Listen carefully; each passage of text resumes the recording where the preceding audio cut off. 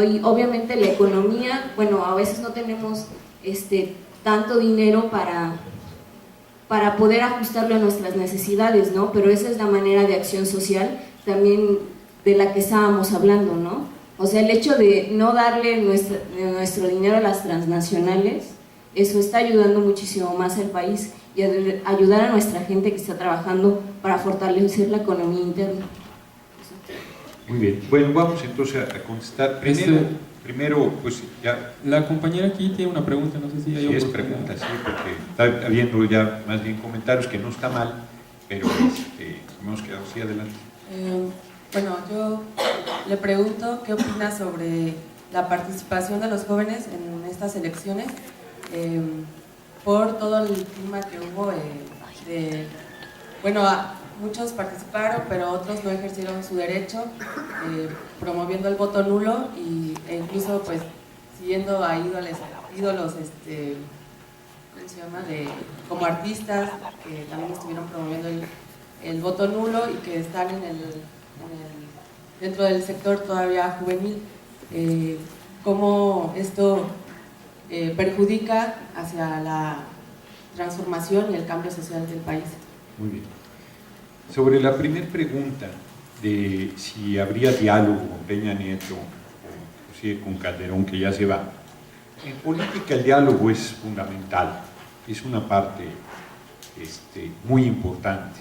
Yo que estuve en la pasada legislatura, ahí habría gente que se extrañaba, pudieras tener comunicación con gente del PRI, con gente del PAN, con gente de todos los partidos, o sea, la política incluye el diálogo necesariamente. Ahora, uno platica con el adversario, con quien tiene diferencias, con el poder inclusive, sí tiene sentido hacer, pero ¿qué platicamos con Peña Nieto? De las últimas lecturas que haya hecho, o platicamos de cómo va a ser la toma de protesta en el baño del Ibero, o platicamos o sea, no tiene ningún sentido platicar con quien está decidido a pasar por encima del pueblo, con quien está decidido a desmantelar los derechos laborales, a seguir rematando el petróleo, a rematar la energía eléctrica, a mantener la militarización del país. No es un problema de convencimiento.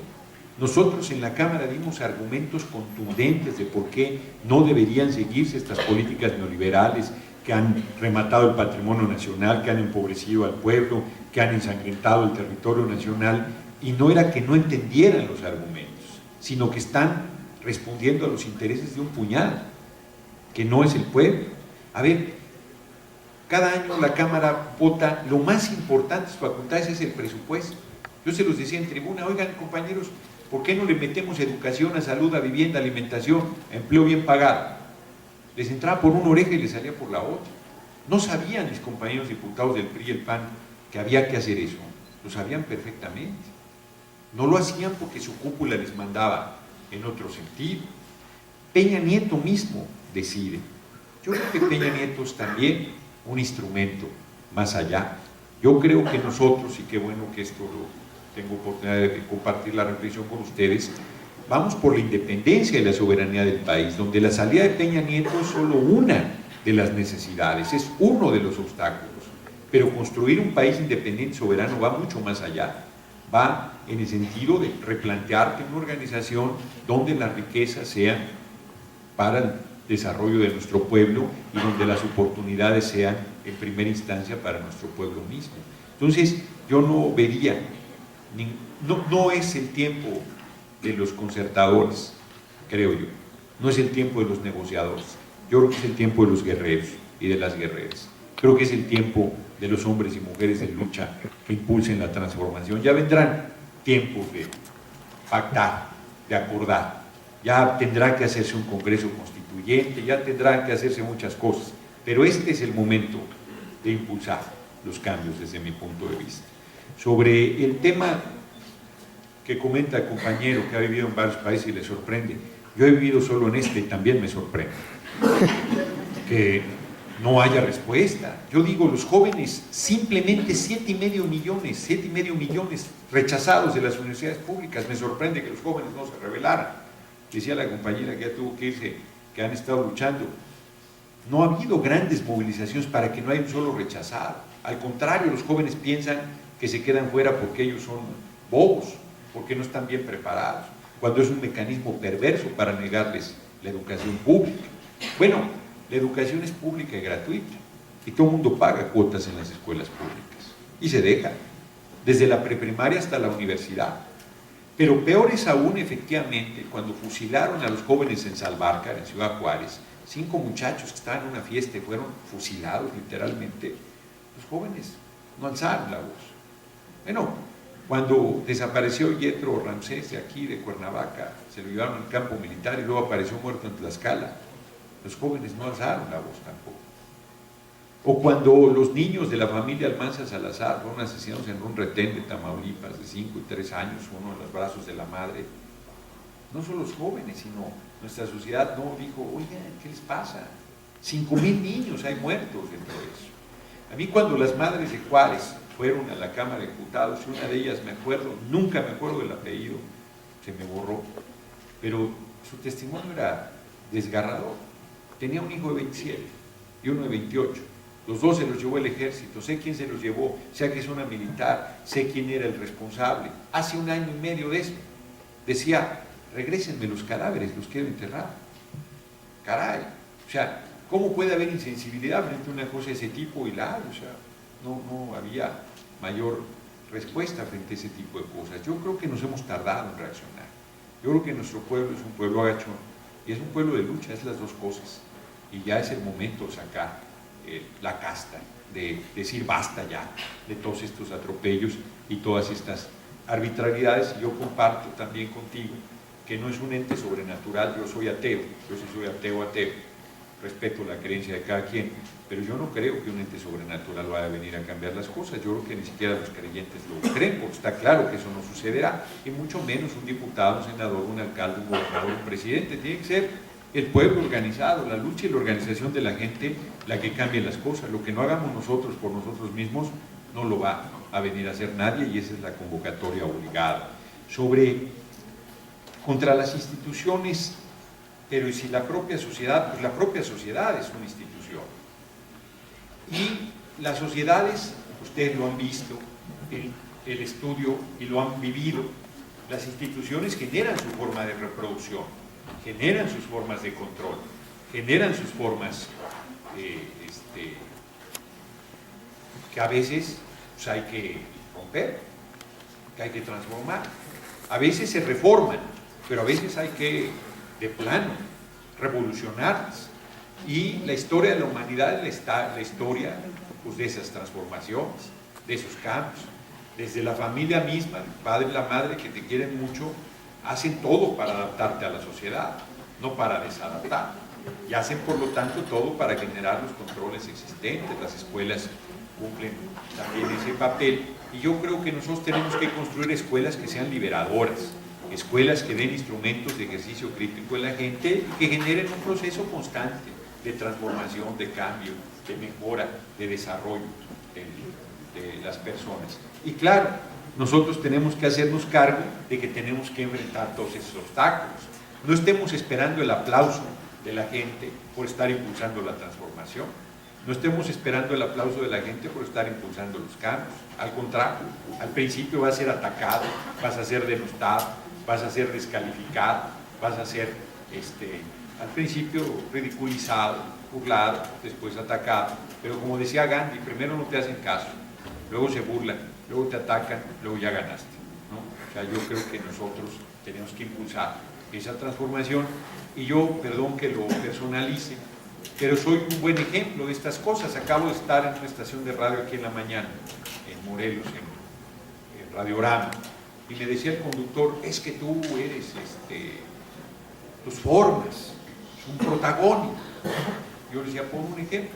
Nunca pudo poner un ejemplo, eran puras descalificaciones, ¿no? Y a mí me acusan de ser una bestia peluda, forrada de lo mismo, que soy ataporro, me han dicho. Yo nunca he recurrido a la violencia, yo desde la adolescencia no meto las manos para una diferencia. Jugué fútbol americano y ahí me desfogaba. Pero la verdad es que es una descalificación de nuestra, una tergiversación permanente. La gente ve mis videos, ve las intervenciones, ve los planteamientos y entonces ve que lo que se dice es falso, ¿no? Entonces hay que asumir que esa va a ser parte de lo que tenemos que hacer, de esta descalificación, y que efectivamente la misma sociedad genera la presión. El compañero me dice que cree comprender lo que estamos planteando, pero que habría que ser más inteligente, pues que si el huevo está caro, pues no comamos huevo. Está muy bien, yo estoy de acuerdo. Los términos de boicot es: si boicoteas la Coca, pues tomas Pepsi; si boicoteas Walmart, pues compras en Costco; si boicoteas Bimbo, pues compras otro pan de otra transnacional. O sea, ese es el boicot, efectivamente. Pero yo no estoy planteando un boicot, yo estoy planteando que transformemos la sociedad. Y ya sé que tienen que comer, o sea, y que tienen que ir a trabajar para comer. Yo venía de un viaje de Santiago de Chile y me encontré un empresario a la derecha, venía a un lado, y me dice: yo estoy de acuerdo con lo que dices, pero no estoy de acuerdo en cómo lo dices. Así como el periodista de la mañana, ¿no? Ah, está bien. Y luego, ya platicando, me dice una serie de cosas de corrupción del gobernador de Veracruz. Me dice: ¿por qué no lo dices? Entonces le digo yo: ¿y por qué no lo dices tú? Bueno, es que yo tengo 2 hijos. Digo: pues mira, yo no soy estéril, yo tengo 2 también, ¿no? Y entonces me dice: pero es que yo tengo que llevar de comer a la casa. Digo: mira, pues mis hijos también tienen el vicio pequeño burgués de comer 3 veces al día. Pero es que yo no me quiero morir. Y le dije: yo menos, yo soy ateo. Yo pienso que cuando me muera ya me desaparezco, ni siquiera tengo el consuelo de que me muero y voy a ver el rostro de la divinidad hasta la eternidad. Yo pienso que no voy a ver nada, que ya me chupó la bruja y se acabó el asunto. Entonces menos me quiero morir. Yo amo la vida, además soy un hombre afortunado, pero lucho. ¿Por qué no luchas tú? Tienes lo mismo que yo y tendrías que hacer lo mismo. No, yo creo que, por ejemplo, lo que les planteo de parar todo implica una decisión fuerte, y entonces escurrimos el bulto, y no se podrá de una manera más inteligente, no se podrá de una manera más fácil. Pues no, tenemos que impulsar un proceso de cambio. ¿Es eso o salir a la calle y pararlo todo en la calle? Pero tenemos que parar todo. Tenemos que generar, no andarnos con chiquitas de que es nada más esto. No, no, no. Ya está claro que tenemos que cambiar estas cosas. O sea, cuando ustedes salgan, o si trabajan y estudian, lo que se encuentran es el outsourcing, aunque sea ilegal. Lo que se encuentran es que cuando lleguen a viejos, y yo esperaría que la mayoría o todos lo consigan, pues van a estar condenados a trabajar hasta el último día de su vida, porque no van a tener una pensión, porque no van a tener una jubilación, porque no se reconoce antigüedad, porque ya ni seguridad social van a tener y van a tener que pagar un médico privado, lo que hoy tanto se quejan del seguro social, y que por más que se quejen de la seguridad social, es uno de los instrumentos de redistribución de la riqueza, porque cuando se necesita una atención de hospital, eso no lo pagas, no puedes pagar la mayoría de los trabajadores del país. Entonces, lo que nosotros tenemos que hacer es impulsar un proceso de cambio. Y si esto porque además es un ejemplo, ¿no?, de quedarnos en casa. Pero yo les decía, ¿qué pasa si no comemos? 40 días. ¿Qué pasa si no comemos 40 días? No, no te pasa nada. Bajas un montón de peso, pero no te va a pasar nada. Tomando agua. No te pasa nada. Nada es nada. O sea, bajarás dramáticamente de peso. Y algunos se darán cuenta que no será con una crema, que no será con unos zapatos tenis, sino que es con ayuno como se puede bajar de peso, ¿no? Y ya, y seguro vas a salir más sano del tema. ¿Me explico? Es que nos van a correr, pues si nadie va a ver a quién corre. ¿Me explico? O sea, es que si nosotros tomamos una decisión de verdad de fondo, no hay manera, porque ese es un proceso además de lucha y de conciencia. No es nada más que nos vamos a encerrar y nos vamos a tomar de la mano, no. Está todo el mundo politizado, está todo el mundo observando, está todo el mundo, y si se da cuenta que ese poder que se ejerce es fuerte, real y eficaz, no hay gobierno que aguante un parón de ese tamaño, ¿eh? No llegamos a 40 días, pero, o sea, no hay gobierno que lo aguante. Pero implica un proceso de conciencia, de lucha, de confianza, de determinación, e impulsarlo. Si hay una idea mejor, yo estoy abierto, pero lo que está claro es que necesitamos una rebelión popular, pacífica. Lo que está claro es que necesitamos decir, ¿Cómo corremos a Graco si se porta mal? No hay manera. No hay revocación del mandato. Debe haber revocación del mandato. Y tenemos que construir todos esos instrumentos, y para construirlos el pueblo tiene que levantarse. No van a ser los diputados de aquí los que van a poner la revocación del mandato, ni los federales. Eso no les interesa porque les afecta. Es el pueblo el que tiene que generar esos mecanismos. Voy terminando ya. La enajenación es ciertamente un proceso muy fuerte. Tenemos que hacer un proceso de conciencia, ¿no? La televisión es veneno puro. Yo le sugeriría no ver televisión, no sé que es difícil. Yo llevo 10 años sin ver televisión y la verdad es que hace una diferencia notable. Yo les ponía un ejemplo. Yo decía, cuando López Dóriga hable bien de mí, yo me retiro de la política, porque ya está claro que hice las cosas mal. Pero les ponía un ejemplo muy claro del nivel de manipulación que ya adelantaba en el comentario anterior. Yo no veo televisión, pero desayuno, como, ceno en la calle todo el tiempo, y mientras más malo es el restaurante, más grande es la pantalla que tiene, para que te distraigas viendo la televisión y no veas lo que te estás comiendo. Estaba en un lugar así, primer anuncio: si usted se pone esta crema se le quitan las arrugas. Y dije, bueno, habrá quien crea eso. Segundo anuncio: si usted se pone esta crema se le quitan las arrugas y baja de peso. Yo dije, bueno, habrá quien crea eso. Tercer anuncio: si usted se pone estos zapatos tenis, solo con caminar baja de peso. Al ir, entonces le digo yo a alguien, solo falta que digan que me pongo esos zapatos tenis dormido y bajo de peso. Sí, me dice, hay una pomada que te la pones en la panza dormido y bajas de peso. Estuve en Los Ángeles y me decía un compañero que ha luchado por los migrantes y los derechos de los migrantes, que hubo una amnistía hace muchos años, y un requisito era que hablaran inglés, y había una empresa que les decía que podían aprender inglés dormidos, que se ponían los audífonos y dormidos iban a aprender inglés, y permitían la venta de esa absoluto fraude, como son la inmensa mayoría de las cosas que venden por la televisión y que los noticieros también plantean. Mienten, distorsionan, difaman, tuercen la realidad de las cosas. Entonces nosotros necesitamos un proceso de conciencia que pasa por la lectura. El pueblo no está leyendo, pero la tragedia es que los jóvenes universitarios no están leyendo. Bueno, si no leen, se van a quedar como Peña Nieto.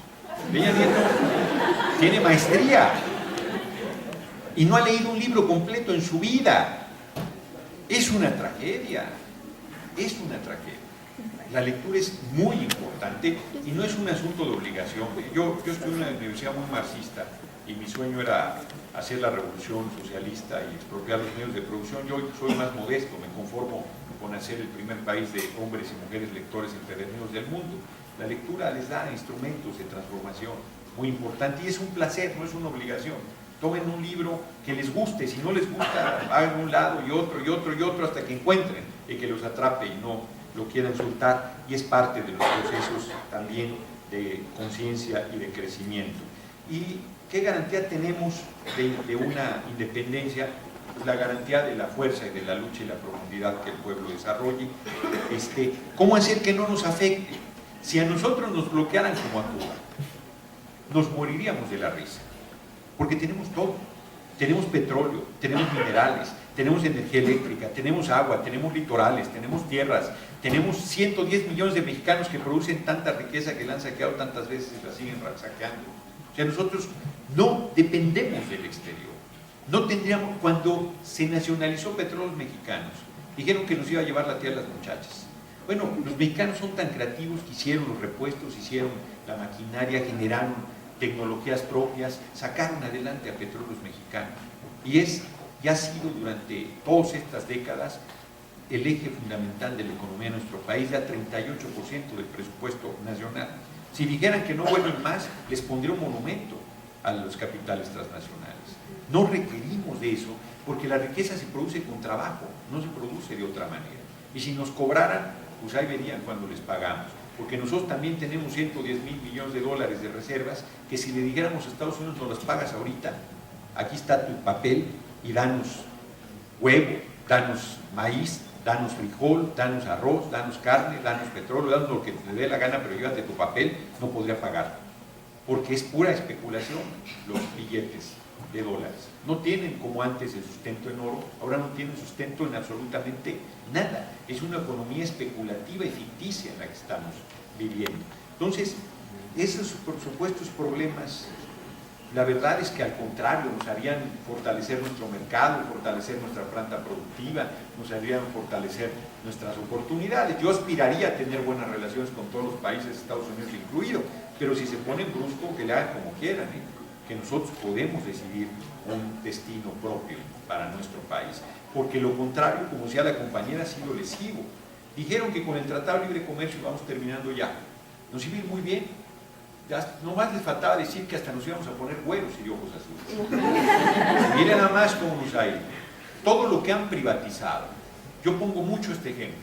Privatizaron los ferrocarriles. Dijeron que iban a ser los más modernos del mundo. Son tan modernos que son invisibles, no existen, no hay ferrocarril. Podría haber un ferrocarril de 15 minutos, 20 minutos de Cuernavaca a la Ciudad de México, claro, y no ese desorden de transporte que hay. Podría haber ferrocarriles rápidos para... Morelos sería supercomunicado por ferrocarril, si es chiquito el estado, accesible. Nada, se traslada por trailers la mercadería, que es una necedad, hace caro, hace peligrosas las carreteras, el 60% de los accidentes los crean los trailers de doble remolque. Simplemente reconstruyes la vía férrea y ahí generas empleo y actividad económica de cualquier cantidad. Entonces, nos espantan con el petate del muerto. Más bien, yo les pongo un ejemplo. Nos dicen que no empeoremos la situación, revelándonos. Y yo les digo que estamos como el general de la revolución al que van a fusilar y le dicen cuál es su último deseo. Y entonces él dice, mi último deseo es que vayan y me saluden a su progenitora. Y entonces el general que lo va a fusilar le dice, no empeore su situación. Así estamos nosotros. Está llevando la tía de las muchachas y nos dicen que no empeoremos la situación, ¿no? Cuando la única posibilidad de que la situación mejore es que nos pongamos a enderezar el rumbo. Finalmente, yo estoy de acuerdo en que necesitamos establecer una economía que sea fortalecimiento del mercado interno, si hay empleo bien pagado, hay consumo, si hay consumo hay mercado, si hay mercado hay producción, si hay producción hay ganancia, y ahí vamos todos de la mano. Pero es al contrario, cada vez se concentra más la riqueza en unas cuantas manos, y la mayoría no tiene ni para ir tirando. Eso es verdaderamente absurdo. Es un sistema que no da más, es un sistema que no puede seguir garantizando y que inclusive obstaculiza el desarrollo de nuevas formas de organización y de producción inclusive. Por ejemplo, seguimos con el petróleo y si algo nos sobra en este país es sol. ¿Por qué no la energía solar como eje fundamental de nuestra actividad productiva? O sea, si algo tenemos es sol, pero nos tostamos en sol todos los días. La inmensa mayoría de los estados del país, y no tenemos energía solar y desarrollo de energía solar, porque a las grandes transnacionales les conviene seguir sobre el tema del petróleo y de todas las máquinas derivadas en torno al petróleo. Bueno, son cosas que están impidiendo el desarrollo. Ahora, dicen, es que hay cada vez más maquinaria y entonces necesitan menos trabajadores, pues reduzcan la jornada de trabajo a 4 horas en vez de 8, y le damos empleo a todo mundo, y además todo mundo tiene tiempo para hacer cuchicuchi, para viajar, para divertirse, para hacer cosas placenteras, que finalmente la vida es para eso, y no para estar sufriendo, ¿no? Sobre el voto nulo, y con eso cerramos, yo creo que es una irresponsabilidad de quienes han promovido el voto nulo, porque el voto nulo es anularse. Desde el 2009 dijeron que si la gente anulaba su voto, el PRI y el PAN y todos iban a tener tan pocos votos que no iban a tomar protesta, que no iban a asumir la legislatura. El único que hicieron fue darle mayoría al PRI. Porque el no votar, el anular el voto, fortalece a la derecha. Porque la gente que vota por el PRI, por el PAN, no les importa si son corruptos, si son lo que sean, siguen votando por esas opciones. Y la gente que quiere un cambio ya no, es más exigente, esa no le daba el voto siempre a alguien, esa siempre está pensando, y si anula su voto o no vota, pues eso favorece a los partidos que tienen una clientela electoral permanente. Yo estoy convencido que lo que se necesita no es anularnos, sino participar, todos, no solo electoralmente, sino en todo el proceso de transformación y de cambio que es necesario en el país. Entonces yo termino con lo que de alguna manera les planteo. Termino con una anécdota de una película. Yo no quería ver una película que se llama Corazón Valiente, es una película ya viejita de Mel Gibson. Es la lucha de los escoceses contra los ingleses en el siglo XI, que los traían jodidos y todavía los traen. Y entonces Mel Gibson, que es el héroe ahí, convoca al pueblo escocés a luchar contra los ingleses. Y entonces por allá se para alguien y le dice, oye, pero son muy buenos militares. Sí, y otro por acá. Y tienen muy buen armamento. No, pues sí, y otro por acá. Y tienen muy buena estrategia y táctica militar. No, pues sí, y otro más acá. Y además son perversos en la política y saben dividir y saben enredar y saben dificultar al adversario. No, pues también. Y entonces uno más dice por allá, ¿y entonces cómo vamos a ganar? Y entonces le responde, si no lo estoy invitando a ganar, lo estoy invitando a luchar. Es en realidad eso lo que estamos planteando. Por supuesto que yo creo que la izquierda va a gobernar este país más temprano que tarde. Por supuesto que creo que lo va a hacer en beneficio y con la participación de la gente. Pero también estoy cierto que la vida es incertidumbre y que uno no puede garantizar ningún resultado nunca. Hay siempre muchísimos elementos y factores que son los que determinan al final el resultado último. Pero un pueblo en lucha, un pueblo organizado, un pueblo ejerciendo sus derechos, un pueblo consciente, impulsa obligadamente las transformaciones del país. Y yo que estoy recorriendo el país veo que no somos un puñado, no somos unos poquitos los que estamos inconformes. No es solamente la excepción quien está descontento con cómo están las cosas, sino es millones y millones de hombres y mujeres. Es más, prácticamente no hay gente en el país que esté de acuerdo en cómo están las cosas. Prácticamente no hay hombre o mujer en el país que se sienta orgulloso de su patria y que sienta que hay un funcionamiento correcto de las cosas. La inmensa mayoría estamos por un cambio, la inmensa mayoría estamos por una transformación, y lo único que nos detiene en este momento es el miedo a dar el paso necesario para impulsar esa transformación. Entonces yo estoy optimista, yo sé que van a venir tiempos muy difíciles, muy complicados, muy duros, pero creo que vamos a impulsar esa transformación y estoy convencido que los jóvenes son y seguirán siendo un motor fundamental en esa transformación.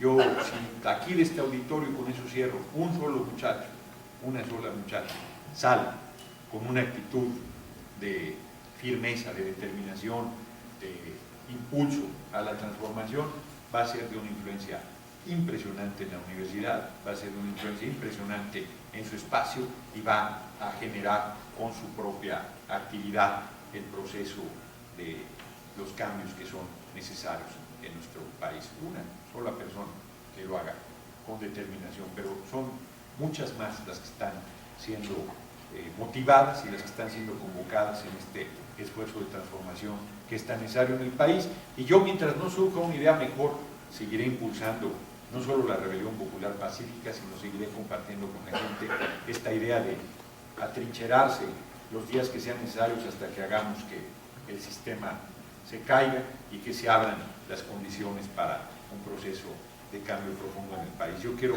reiterar mi agradecimiento a las autoridades, a los profesores, a los muchachos que organizaron mi visita, y agradecerles a ustedes esta mañana que hayan tenido la paciencia primero de esperarnos y luego hayan prácticamente la mayor parte del auditorio estado la larga charla y la sesión de preguntas y respuestas, pues intercambiando puntos de vista que espero les hayan sido de interés, y espero que nos veamos más temprano que tarde ahí en la lucha, en la organización, en el impulso de la transformación del país que es tan necesario. Y quienes quieran participar con nosotros, además en el MIL, aprovecho el comercial, tenemos una página de internet que estaba medio pedorra, pero ya le metieron manos y ya está mejor, que es www.miloficial.mx. De ahí pueden ver el llamado, pueden bajar los formatos de afiliación, tienen información de cómo vamos avanzando. El 15 de septiembre vamos a estar en una asamblea en el Zócalo a las 5 de la tarde. Ánimo se llama la Asamblea Nacional por la Independencia en México, y vamos a seguir impulsando ese cambio. De verdad estoy muy contento de haber compartido con ustedes esta mañana. Les mando un abrazo y les agradezco mucho su paciencia.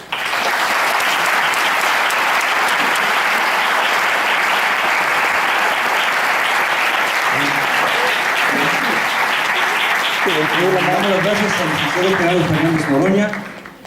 Antes de partir le va a dar un reconocimiento y también hacer la aclaración por cualquier rumor que pudiera correr, que por ahí me llegó. El licenciado Gerardo Fernández Noroña no cobra por ninguna de sus charlas, pláticas, a donde quiera que va, siempre lo hace de manera gratuita, por cualquier cosa que se pueda decir por ahí, y sobre todo que fueron mismos alumnos quienes pidieron su invitación a este foro. Teníamos un obsequio, pero por ahí está atrapado, por ahí secuestradito en la oficina, por la que no puedo acceder, pero ya en su momento me pondré en contacto con Marta Ojeda para mandar la paquetería.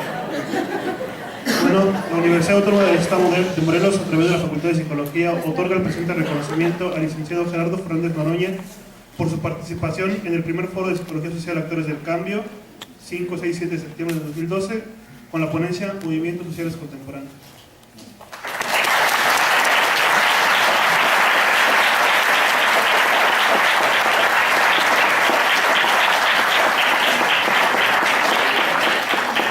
Bueno, compañeros, por motivo del tiempo, como tendrán el tríptico en sus manos, a los que no lo logran,